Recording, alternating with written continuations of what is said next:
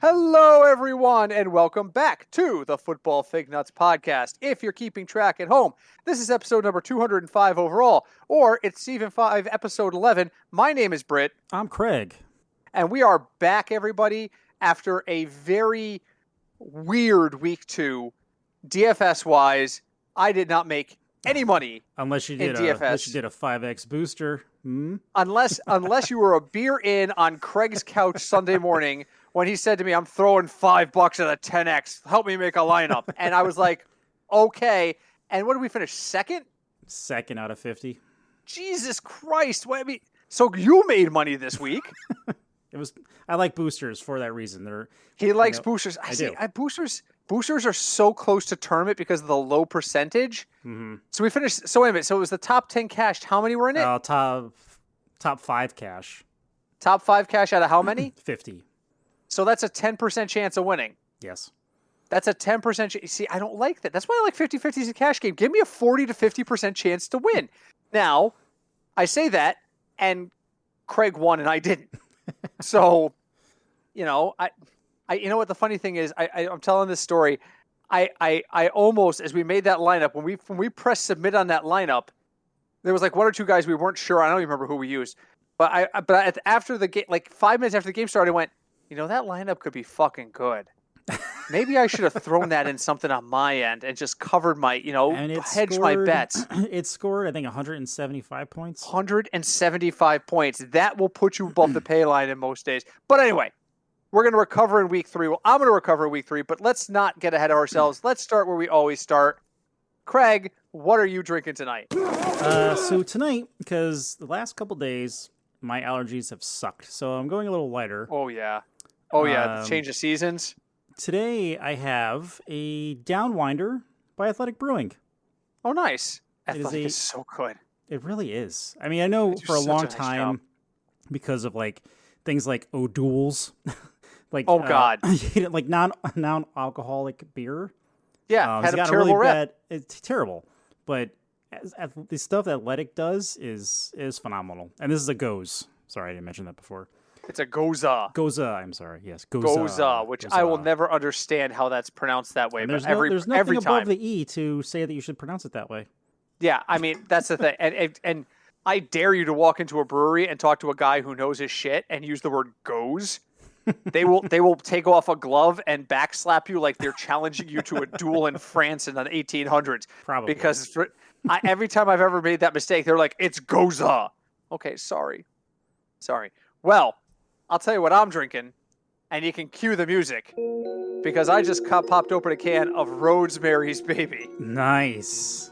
Because I realized the last couple, I had a couple beers last week, and I didn't have a Rosemary's. And the week before, I think the 2 weeks before that, I didn't drink it all. So I'm like, yeah, I got to have a Rosemary's on stream. It's that time. Even though it's horribly humid out right now, it's that time. Oh, my God. So 2-second story before we jump into stuff here. Yeah. My wife says tonight, let's make burgers. Okay, she's going to make a salad. She wants me to make burgers. She's like, we have grills outside of our apartment complex now. Oh, yeah, little propane grills. They're fancy looking. One of them's already disgustingly dirty, and I think I figured out why, but that's a different story.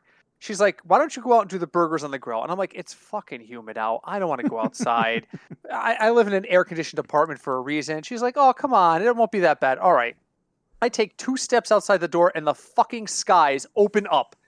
And it starts pouring, and I just duck back underneath the overhang. And I'm looking at the clouds, and they're like swirling, like the kind of clouds you look for when you're worried about tornadoes. Yeah. That's what I'm looking at. But around the edges of the clouds is blue skies. Weird. So I'm like, I'm going to stand here for like 3 minutes. And 3 minutes later, it was sunny out. And I walked over to the grill, and I grilled my burgers, and I came back upstairs. But my wife, I come back upstairs, and I'm like, man, did you see that rain? She's like, what? And she looks out the window. She goes, why is the ground wet? And I'm like, because it fucking rained. It's that New England weather. You sent me out to grill in the rain, woman. But yeah. So the grills are side by side. Whoever installed our grills is not the sharpest tool in the shed. The tank is against the left side of the fence, and there's 2 grills that run left to right from it. Mm-hmm. The one that's closest to the tank looks like it's been used like constantly for like the last month. It's like blackened already. It looks like it's been scraped clean a couple times. The one on the right looks like it's been used maybe twice. I come to find out that it's one continuous line and it's got shutoff timers on it. So if you don't turn on the dirty grill, the clean grill doesn't get any propane. So everyone's been thinking the grill on the right doesn't work and using this one grill and making it disgusting. I just turn both grills on at the same time and I'm fine. Oh, they should probably let people know that. No, they shouldn't, because I figured it out and I want that grill to stay clean. That's fair. No, that's fair. The rest of the freaking complex can use the dirty grill. But all right, story time's over. Let's get to burning hot takes. I'm going to give this week, unless you've got two things you really want to talk about. Nope, go ahead. All right, let's start with the one thing that's burning on me. All right, so I went to bed Sunday night, and the Chiefs were up at halftime. I had to work Monday morning. I can't stay up. I went to bed. I woke up the next morning to find out the Chiefs had lost by 1. I got into the shower, and my initial thought was, I'd rather them lose early. I think part of the problem with the Chiefs last year was they got off to like a 10 or 11-0 start, and they just got complacent. They got really complacent. Mm-hmm. So I want them to take this early loss. Then I found out that the reason they lost was because Clyde Edwards-Helaire fumbled for the first time in his pro career. Right. And I was just like, okay. And then I read that everyone was rallying around him and nobody was saying anything bad about it. Like frickin' Travis Kelce went off on the media and was like, this is a team game. Every single one of us has accountability in that room. You're not going to pin this on him, blah, blah, blah. Mm-hmm. All that fun stuff. Right. By Monday afternoon, the backlash began in the fantasy community. And today, the New York Post posted an article titled "Time to Bench Chiefs Clyde Edwards-Helaire in Fantasy Football." Conversely, a sneak peek at the metric reveals that Clyde Edwards-Helaire is only $4,800 on DraftKings. Let me give you just a few names that makes him cheaper than. That makes him cheaper than Myles Gaskin. That makes him cheaper than Devin Singletary. That makes him cheaper, and we'll look down the list, Mm-hmm. than Antonio Gibson. That makes him cheaper than Mike Davis. He's $300 cheaper than Mike Davis this week. He's cheaper than Tyson Williams. Okay, so my question to you after that prolonged intro, Yeah. is it really time to fade or get rid of Clyde Edwards-Helaire? I think take it from the season long and DFS perspective. Let's talk about season long. If you've got Clyde on your roster right now, are you trying to move him? Are you benching him this week? Obviously roster dependent, but are you benching him for like a Mike Williams? I mean, like you said, I would not bench him for. I wouldn't bench him for Williams. Davis, I meant. Davis, yeah. Sorry. That's freaking Cinch's fault. I know. Cinch called him Mike Williams once, and it's stuck in the back of our heads. That is all Cinch's fault. It is. Go back and listen to it. It is his fault. He's cheaper than Kareem Hunt, for God's sakes. Kareem Hunt isn't even the starter. From a season long, I don't think. I mean, unless someone is offering you some upstanding deal that you'd have other needs on your team, like I'm not going to drop him. If you're in Dynasty, you're definitely not going to drop him. And are you buying low on him? What if somebody sent you a low ball offer because they are panicking and they want to get rid of him? I would you consider trading for him? Oh yeah, I would definitely. Yeah. I don't think this is, the way the team reacted around him. I don't think this is going to affect him because listen, everyone in the NFL fumbles at some point, right? Mm-hmm. Example, like or either has a fumble or an interception, like Joe Burrow threw 3 interceptions for the first time ever in his life. Mm-hmm. It was his first interception in like 2 years, or since he started in the NFL rather. So I think this is just overreaction time. Clearly that headline for the paper is going to get clicks. Yeah. And then in DFS, like you really, for $4,800, that to me, that's a no brainer. Yeah. There's so much upside you're not fading to him that. either. No, you're not fading him either. Neither am I. Hey, listen to me right now. If you are in a league with me, if any of the ACI alumni guy are listening to this, if any of the guys in Fantasy Football Factory's Dynasty League are listening to this, I think I actually own him there, so those guys really can't help us.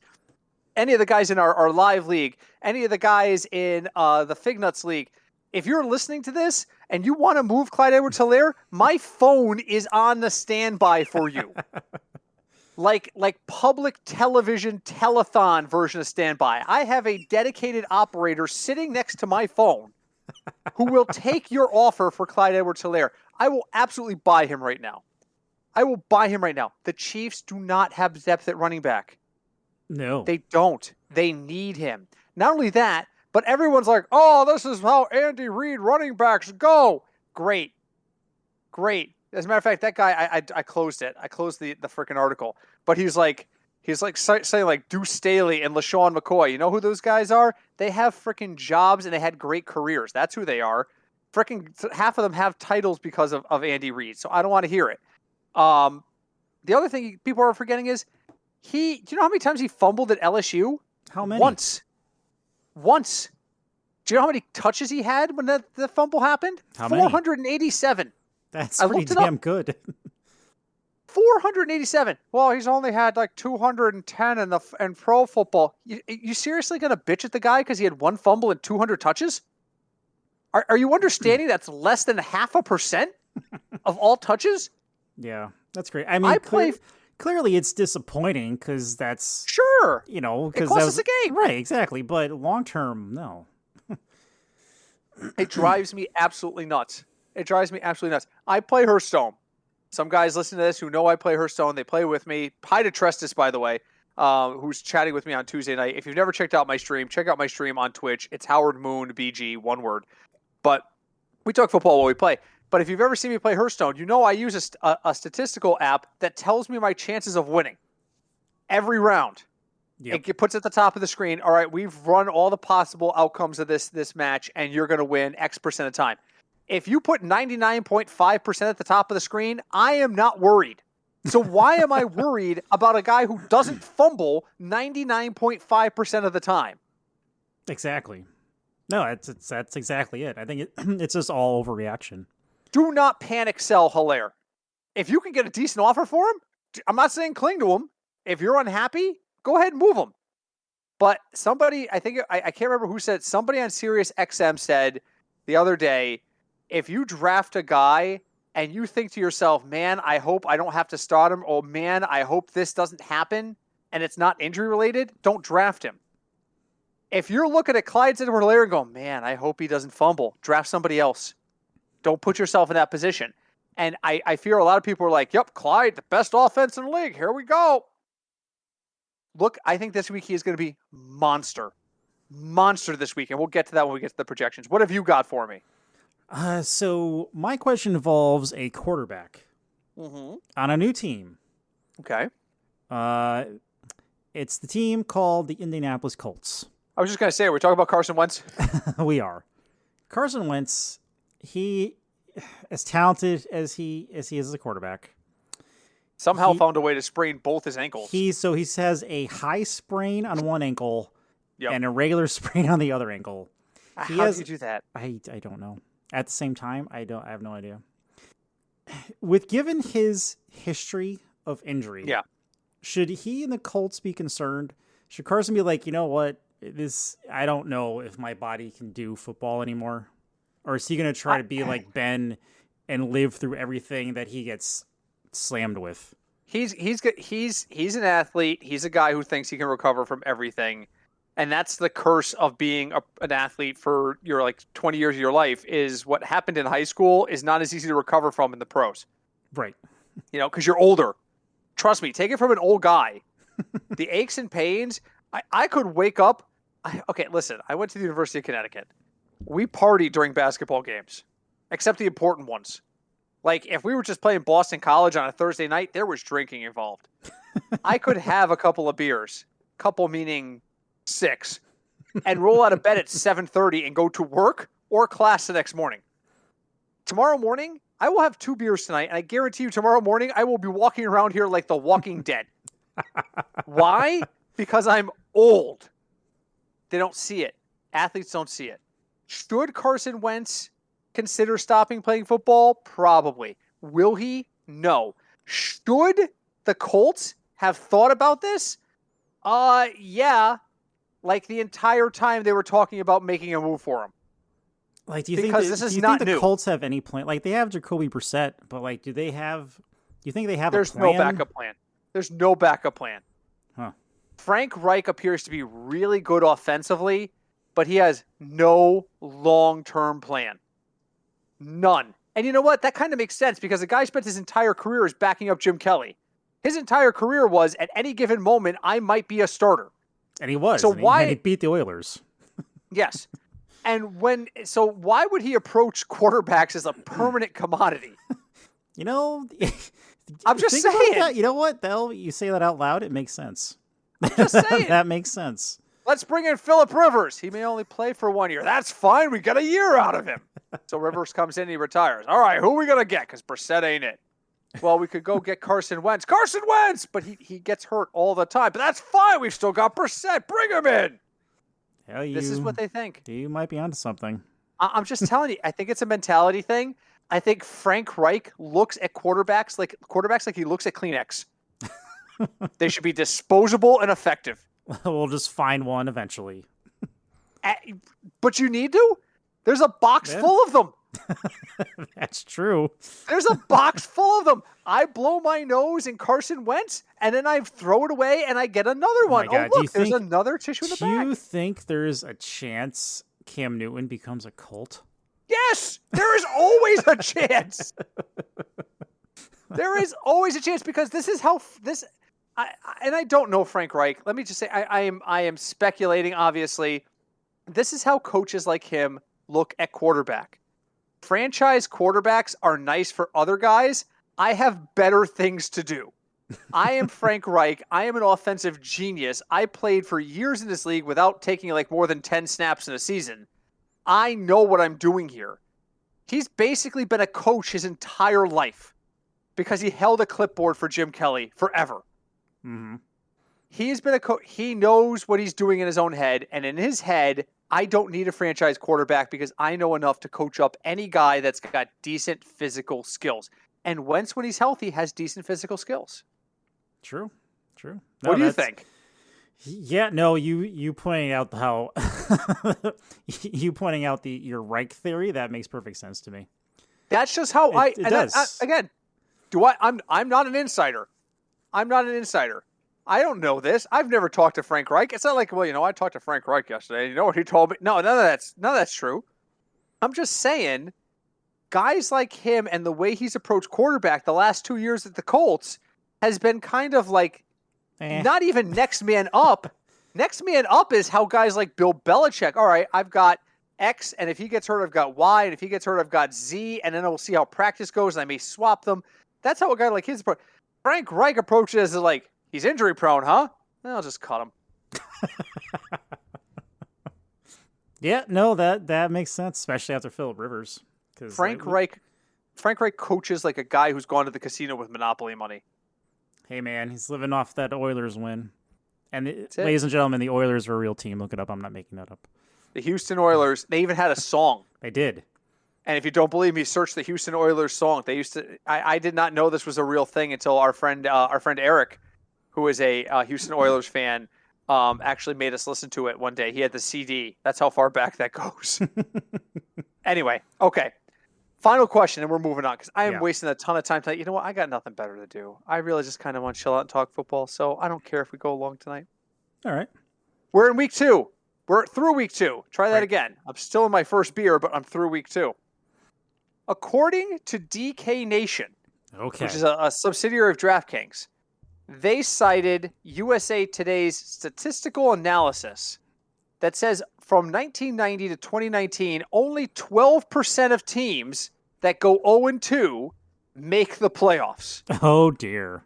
12%. Now, keep in mind, that's the old playoff format, right? Right.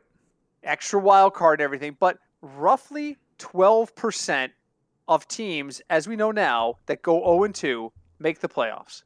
Okay. Let's talk about who's 0-2. I want you to tell me who's the most likely candidate to make the playoffs. Okay. The Giants are 0-2. Mm-hmm. The Vikings are 0-2. Mm-hmm. The Lions are 0-2. Mm-hmm. And the Falcons are 0-2. Do any of those names jump out at you before we go to the AFC? It's Giants, Vikings, Lions, Falcons. Out of those 4 teams, right. Out of those 4, the Vikings have the best chance. The Vikings have lost 2 games by a combined 4 points. Yeah. They've been outscored 61-57. They have more points scored than any team in the NFC North. Yeah. And they're 0-2. So, I mean, the talent's there. They just have to work on their defense, apparently. Okay, so let's talk about the AFC. Okay. The Jets, Mm-hmm. the Colts, Mm-hmm. and the Jags. Yeah. God. I don't see any of those. Do I have to pick one? No. Yeah, because no. actually you took the Vikings, and that's where I was going with. I think the Vikings could I think the Vikings could do it. Here's the problem with the Vikings. Could. Yeah. They've given up the third most points in the NFC. That's the problem. At 61. Mm-hmm. The teams behind them are the Lions and the Falcons. Shocking. The three worst teams in the NFC in terms of points allowed are 0-2. As opposed to the AFC, where the worst teams, the Ravens at 68 are 1-1. They're tied with the Titans at 68, who are 1-1. Do you know who the next worst team is? Who? The Kansas City Chiefs at 65. Really? The three worst teams in terms of points against after 2 weeks in the NFC are all 0-2. The three worst teams in the AFC are all 1-1. So again, that's the Chiefs, the Ravens, and the Titans. What do those three teams have in common? Crazy offenses. Yeah, I would say the Ravens and the Chiefs are a little more crazy than the Titans in general. Yeah. But the Titans have only put up 46 points. I mean, that's kind of shocking to me. The Texans have put up more points than the freaking Titans. That's crazy. The Texans actually have a positive point differential. They've outscored opponents 58-52. They're +6. Really? Yes. The Titans are -22. They've been outscored 68-46, and they're both 1-1. How does that? No. The Chiefs are +3. The Ravens are -5. The fucking Browns are +6. The Browns almost lost that game. They came back, but they're trying so hard. But now I don't even know if they're going to have receivers this week. I don't know. All I know is I'm looking at the AFC West, and we are in the upside down. The Raiders and Broncos are both 2-0. Yep. And neither one of them is the best scoring team in the division. The Chiefs is the best scoring team in the division by a margin of at least 9. Yep, and everyone in the AFC North is 1-1. The East. No. The North. Oh my God, you're right. Oh my God, that division's terrible. The Ravens have 63 points scored. The Browns have 60. The Steelers are 1-1. The Steelers are underwater. They are -2 in total points, and they're still 1-1. The Bengals are dead even. The Browns are +6, and the Ravens are -5. Terrible. No. You got to go beyond terrible. Beyond terrible is Charles Barkley pronunciation, which is terrible. Absolutely all right, terrible. Let's move on.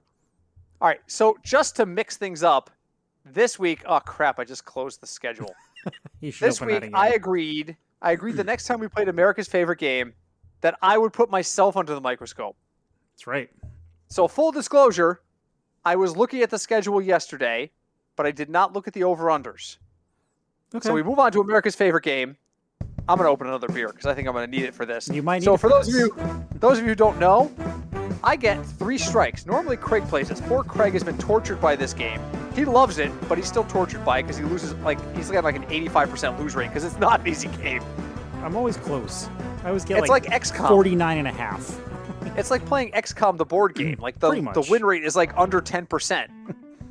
Like if that was real life, we'd be conquered by aliens 10 times over by now. At least. But anyway, Craig is going to tell me how many games are over 50 in over-unders this week. Total is 50 of over-unders. I'm going to try to identify them because there's a strong correlation between over-under and fantasy performance. Now, last week, that was bullshit because Chargers-Cowboys was a 55. Yep. And at halftime, when they rated it was like 17-10, I was ready to throw my TV across the room. So we're going to try this week. We're going to try me doing it, but here we go. All right. By the way, I'm drinking my second beer is a Festival Express India Pale Ale. I think our friend Sean brought this from Foothills Brewing. Did you have this already? Did I? No, I I think you don't. had something by Foothills last week. did, didn't but you? not that one. I think he Well, this gave is us the different. He festival gave us ale. different ones. Oh, well, that's son of a bitch. All right, Craig, you're looking at the over-unders, right? I am. How many 50 plus am I dealing with this week? Let me double check here. 1, 2, 5. Ooh, that's a very sharp IPA. I don't care for it. I'll drink it, but I don't care for it. 5? 5. And I got 3 strikes to get them all, right? You do, sir. All right, let's start with the obvious one, which is Chargers Chiefs. That is correct. That is a 56.5. Holy I'm so gun shy though after the Cowboys and the Chargers. Okay, listen, the Chargers are not good. I don't know how many times I can tell you this. The Chargers have a total of 2 players, and their names are Justin Herbert and Keenan Allen. And unless they're going out for pizza, Justin Herbert's mom has to pick him up by 8:30, and Keenan Allen's going to the club with his friends. Well, what about Austin Eckler? Austin Eckler is one bad tackle away from done for the season at all times. He's the Carson Wentz of running backs. This is true. In my opinion, that's my opinion. So Stop. even for a divisional game, you're still unsure. Do you see the line on it? How many points are the Chiefs giving? Because this game is in Kansas City. I got to think about the presumptive total here and see if it sounds legit in my head. I don't have that. Damn it. Okay, don't worry about it. All right. I'm going to guess it's probably around 10, maybe 15. So if it's 15, then that would be 41. So roughly 20. Roughly they're talking about 35-20, give or take a point here. I don't see the Chargers. Well, the Chiefs defense is so bad. And they're not bad. They just don't know what they're doing yet. I can see 35-20. I can see it. I can see 50 to 55 points in this game. But I wouldn't touch any Chargers. I probably will downgrade every Chargers. And I haven't even looked at the metric. I'm going to be honest. I haven't really looked at it. So, all right, so I got 1. I need 4 more, and I've got all my strikes. Panthers-Texans is a no. Bears-Browns, absolutely not. Cardinals-Jaguars is interesting. I'm going to go Cardinals-Jaguars just because Kyler Murray's off to a hot start, and it looks like Trevor Lawrence is figuring things out. So guess number 2 is going to be Cardinals-Jags. You are correct. It is 51.5. Oh, that one's close. That was a reach. All right. Yeah, I would use Cardinals in that game. I would not use Jags. I don't care that it's in Florida. I don't care. Oh, but they're coming from the West Coast. That's nice. I've gotten on planes from the West Coast too. It happens.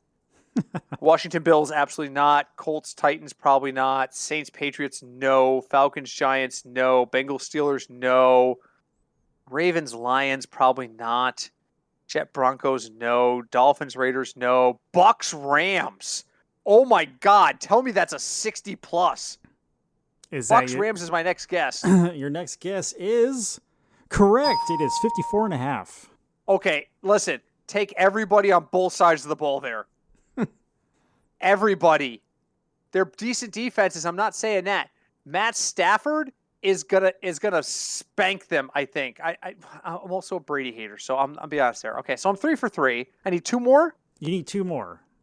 The next one is really tempting, and that's Seahawks-Vikings. Vikings are putting up a ton of points. We just said they're probably the best 0-2 team. The Seahawks, it's in Minnesota. Seahawks are coming off a loss. They really need to win this. I'm going to say Seahawks-Vikings is my next guess. And you are correct again. It is 55.5. So that's 4 for 4. Mm-hmm. And no I've strikes. got all 3 of my strikes, and I've got 1 more, right? Correct. All right, there's 2 games on the schedule I haven't mentioned at all yet because I'm literally just going down the schedule and saying, yes, I want to guess this, no, I don't. The 2 games left on the schedules are Packers-Niners and Eagles-Cowboys. Mm-hmm. Either one of them could be right. I have all 3 of my strikes. I could just guess both of these. You could, theoretically. The only thing that could possibly go wrong is if it's not either one. And then I'm going to go back to the beginning with 1 strike. So which one is it more likely? I would have to say more likely. I'm going to go Packers-Niners. And you are incorrect for your first strike. It is 47.5. Okay. All right, so I'm going to follow my plan then. I'm going to go Eagles-Cowboys is the other one. That one, you are correct. It is 51.5. Yes! There you go. Britt does it with 1 strike. Now, to be fair, this was kind of an easy week. Bucks Rams is a given, right? And Chargers Chiefs is a given. Yep. What are the other ones? Seahawks Vikings is probably a given. I think the Cardinals Jaguars was the hard one. Yeah, and possibly the Eagles and Cowboys, only because it's the Eagles and the Cowboys. I don't know what to make. This week is a big litmus test for Dak Prescott. If he can go out there and outduel Jalen Hurts, I think I got to get on the train. And he's missing a receiver because I don't know if Cooper's going to play. Oh, is Cooper out? Two of the receivers are hurt. I just don't know if they're going to play. Michael Gallup's out. I know that. Michael Gallup is definitely out, and I think Cooper got hurt. Let's do a quick search. We have the technology. Amari Cooper injury. Amari Cooper has bruised ribs. That makes it difficult to breathe. Oh, but wait. According to Bleacher Report, the Cowboys' Jerry Jones is hopeful that he recovers before week 3. And as we all know, Jerry Jones is akin to Jesus. Jerry Jones flew in Mr. Miyagi on Jerry Jones's jet to come in and do the rubbed hand things like from the Karate Kid so that Jerry Jones's Cowboys will have Amari Cooper on the field in Jerry Jones's stadium. You're not wrong. I just really wish the Cowboys would just give Pollard more of a chance. That's what I'm saying. He's not cheap this week. We're going to get to the metric in a second. So again, because this is under the headline of why the hell am I not using Clyde Edwards-Helaire? Clyde Edwards-Helaire is 4,800. Tony Pollard's 5,700. Remember last year when Tony Pollard was 4,800? Do you remember last year when everyone handcuffed Tony Pollard because we all thought Zeke was going to fall over? Yes. He was coming off an injury and COVID. Yep. All right, let's get to the metric. All right. I'm babbling here. I'm on my second beer. Let's get to the metric. Okay. I have not looked at the number. I'm going to be honest. I ran the numbers today. I put in all our projections. I double-checked the math just to make sure the formulas were there, and I closed it. So I'm looking at this fresh. Holy crap. Okay. The metric has 24 quarterbacks at value. You didn't hear that wrong. 24. Headlined by Justin Fields. I've got Justin Fields at 4X. Okay, I'm sorry. Craig, are you still with me? I'm still with you.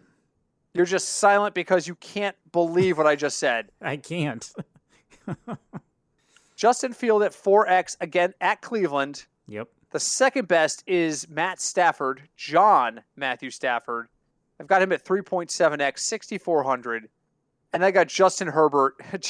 The Chiefs are so bad, but I just listen, you can run all day on the Chiefs, but you can't throw on them nonstop. There's this guy we have. His name is Tyrann Mathieu. He used to be called the Honey Badger. He had 2 picks last week. The dude is just like this bizarre lurking phenomenon. Was he a safety? I would not touch. He's a safety, right? He's technically a safety, yeah. He's technically a safety. But he has a nose for the ball like I've never seen.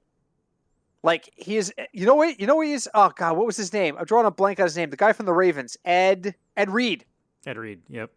He is a poor man's modern day Ed Reed. Remember how Ed Reed just always even if Ed Reed didn't get a pick, Ed Reed always seemed to be somewhere near where the ball was thrown.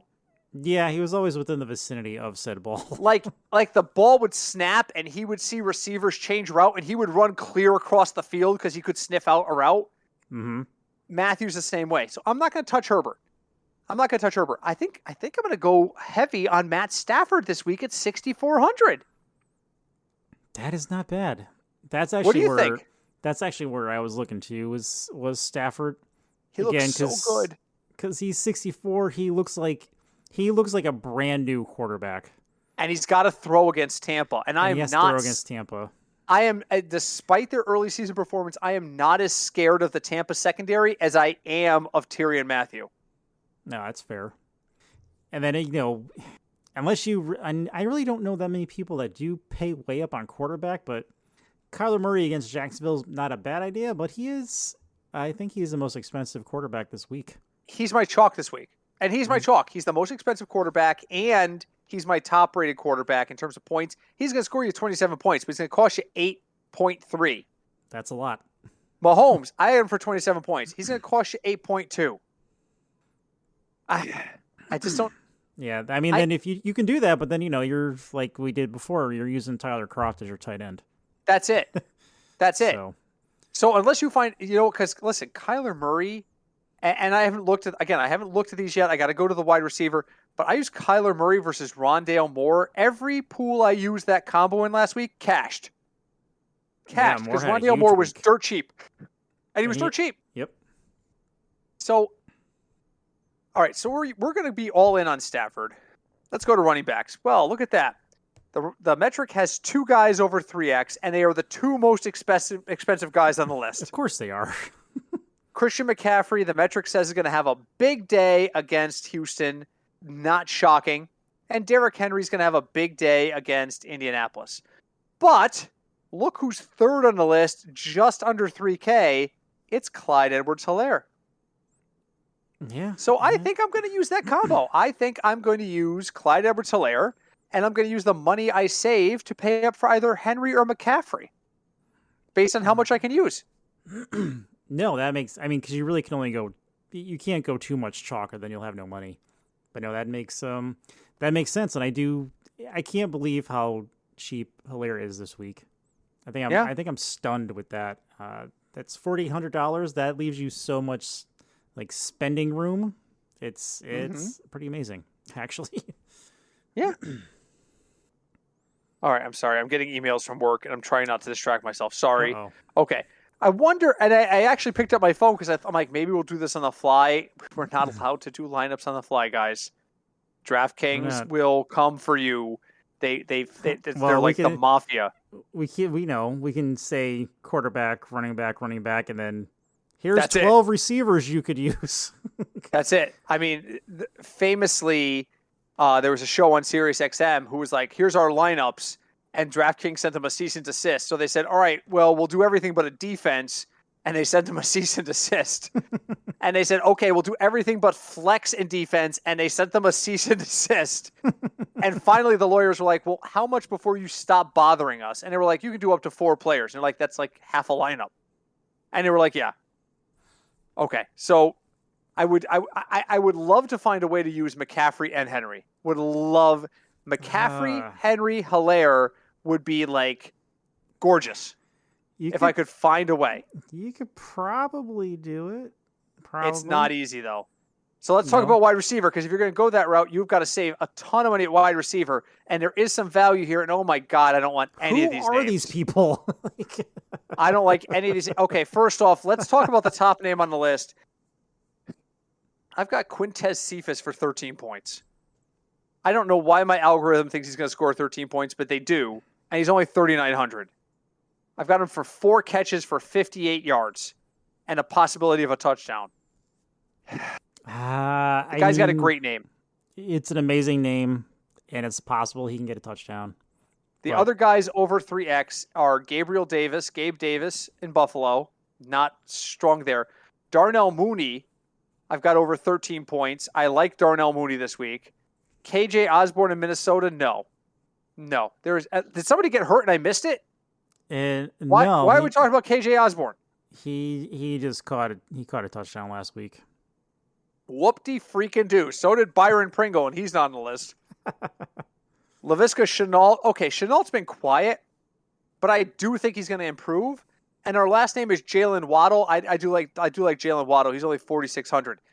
So what I'm hearing in my own head is I got to use 1 or 2 of these guys if I want to go heavy on running back. So now I'm thinking to myself, what I'm going to do is I'm going to make a lineup where I go all running back and probably use Cephas, Davis, and Mooney to save cash, or maybe even Cephas, Davis, and Osborne so I can afford the running backs. But in general, I'm not going to do that. All it takes is one Christian McCaffrey injury or Derrick Henry injury, and then the whole thing goes to shit. Pretty much. I don't like any of the... save your chalk for receiver then? I might. Who's chalk at receiver? DK Metcalf at 19 points, but he's 7,300. Cooper Kupp is 6,800. I'm not going to Cooper Kupp. Devontae Adams is 8,300 at 19 points. Stephon Diggs is 7,600. Oh, this isn't good. Tyreek Hill. I'm not touching Tyreek Hill.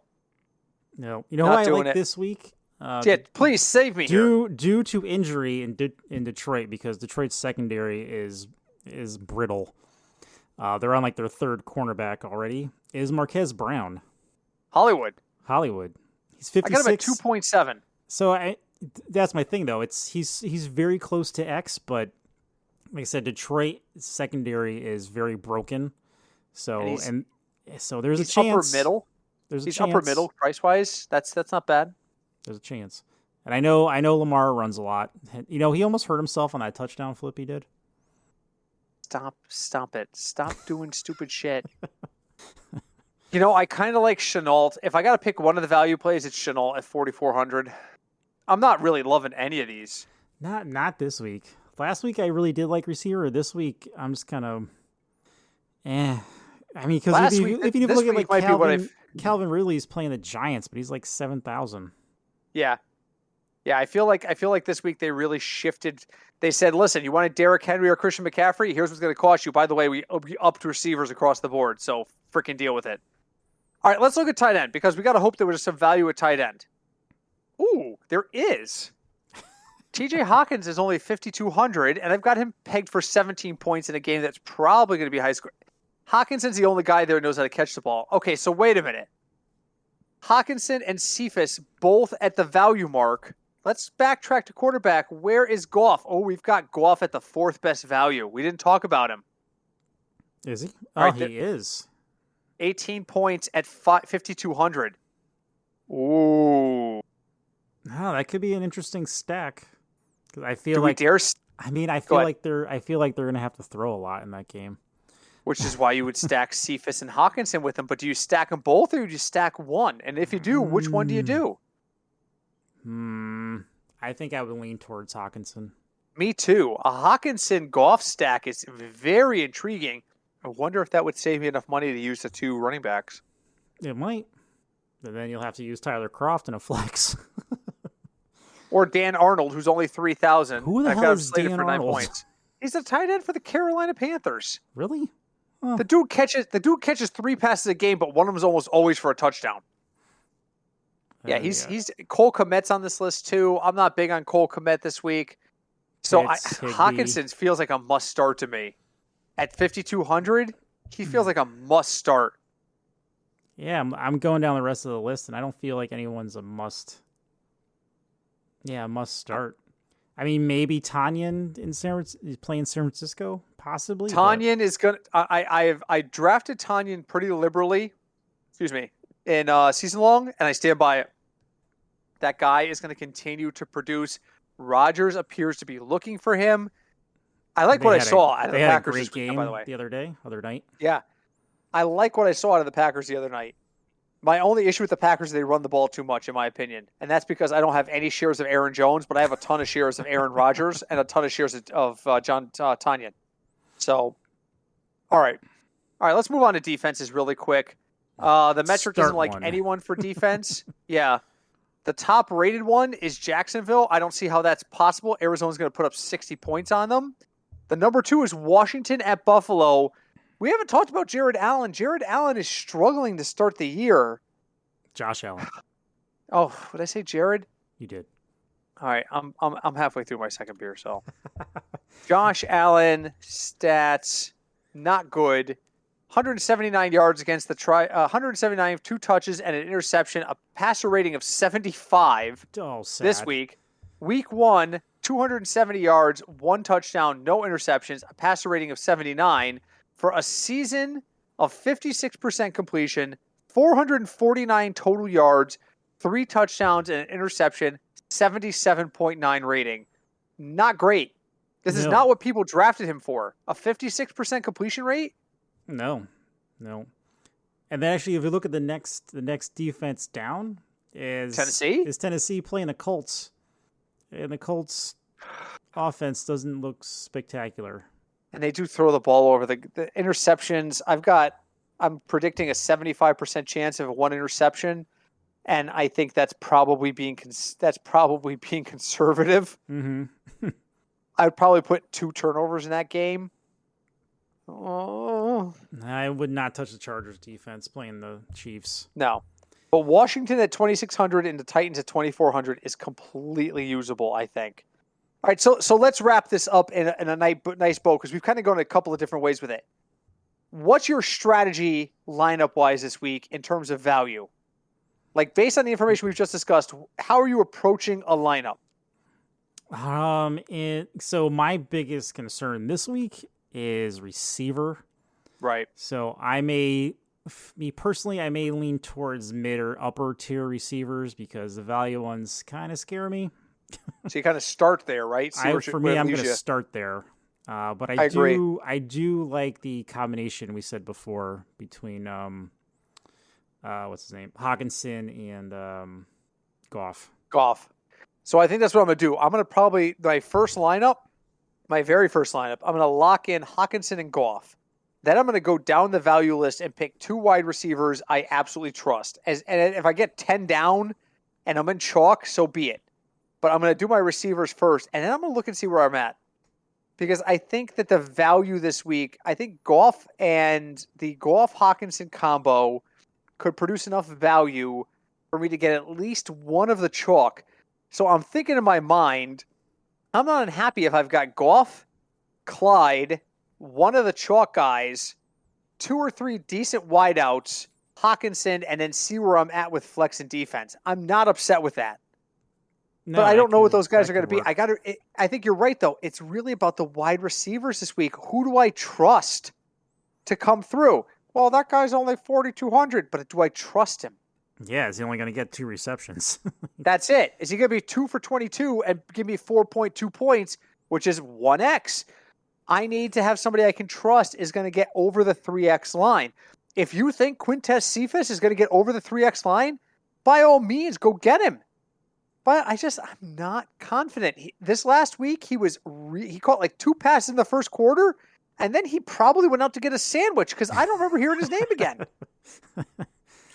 Yeah, and they're playing, Baltimore's, for some reason, all these my fantasy apps are telling me to bench Baltimore's defense, but they're still... Well, they couldn't stop the Chiefs. They couldn't stop the run, except for that one strip. They couldn't stop the run.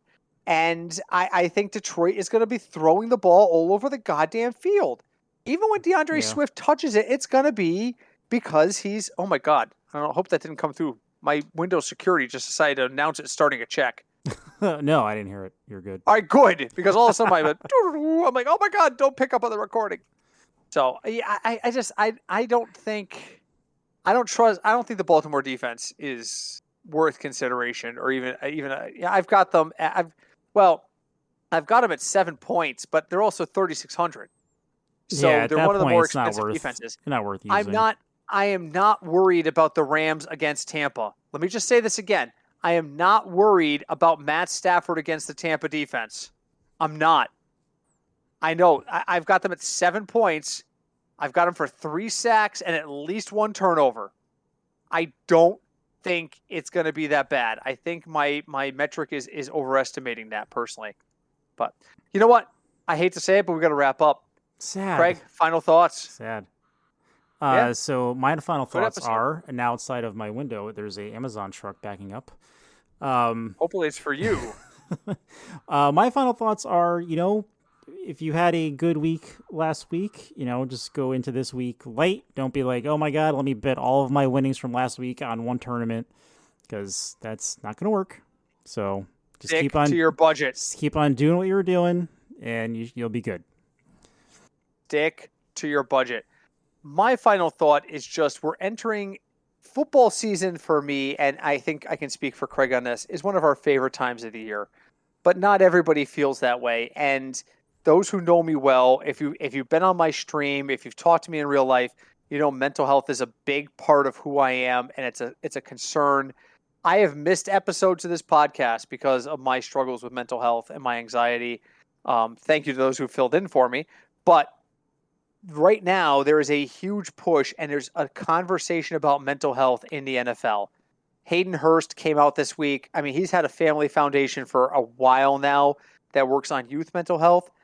all I'm going to say, my final thought this week is as we get into the winter months where we know things like suicide rates increase, and nobody wants to talk about this at the end of a fun podcast, right? I'm sorry to be bringing the mood down a notch. I'm Captain Buzzkill over here. But as we get into the winter months where it's a little bit more prevalent, please pay attention to how you're feeling. Pay attention to how your family's feeling. Be supportive. There's resources out there. Seasonal depression and things that like happen during the winter are real. And now that we're getting into the fall, sun's going down earlier. The sun lovers out there, first off, sun lovers, I don't understand you.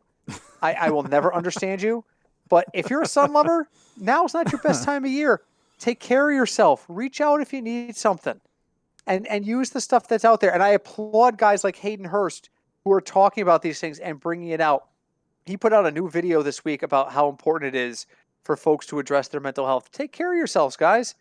The winter months can suck. They can suck. So please take care of yourselves. Take your mental health seriously. That's my final thought for this week. Yeah, that is a outstanding one, actually. Well, thank you, because it's beer fueled at this point. I'm 2 in. This festival beer, No. All right, we'll go get you some double ruffled for next week. Oh God, banned. Actually, I need to have a talk with you off air. I probably shouldn't even say this right now, but there's a chance of an arboreal residence making an appearance this week. I don't know if that makes any sense. Okay. We'll talk about that off air. But you know what we don't need? You know what we talk about on air? Leave us a review. Wherever you listen to us, leave us a review. We're on so many platforms, I'm going to stop trying to list them. Wherever you're listening to us right now, there's a place where you can click a button and leave us a review. Do it. Good, bad, indifferent. Feedback. Fignuts DFS on Twitter. The Football Fignuts Podcast on Facebook. Email us. We are fignutsdfs@gmail.com. Send us questions. Send us feedback. Send us all that stuff. Hell, I cast on Twitch twice a week on Thursdays and Saturdays. Howard Moon BG. One of our friends popped in this week and was like, hey, man, your audio wasn't great this week, which I know sets Craig off. Craig wants to throw his cat across the room when he hears that. But it wasn't his fault. It was mine. It was a Mike fault. It was my fault there, so it's not his fault. We still want to hear those kinds of things because we want to bring you guys great information and in a great format. So please reach out to us, leave us feedback, leave us reviews. We really appreciate all of it. So we'll be back next week. Go have a profitable and winning week 3. And I don't know what else to say other than I guess we'll talk to you next week. My name is Britt. I'm Craig. And we are the Football Fignuts Podcast. Hi, Deb.